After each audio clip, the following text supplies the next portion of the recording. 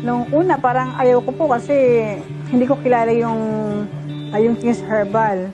Pero dahil sa hindi nga po maganda yung aking pakiramdam, parang kailangan ko na makipagsapalaran, kailangan kong subukan. So, bumili po ako at after a week, medyo sabi ko parang maganda po. Parang may pagbabago yung aking pakiramdam. Umiinom ako ng 2 cup in the morning, 2 sa tanghali, ganyan din po bago matulog. Tapos, mga naka 10 bottles po ako, maayos na po ang aking pakiramdam. Sa ngayon po, nagme-maintenance na lang po ako ng King's Herbal.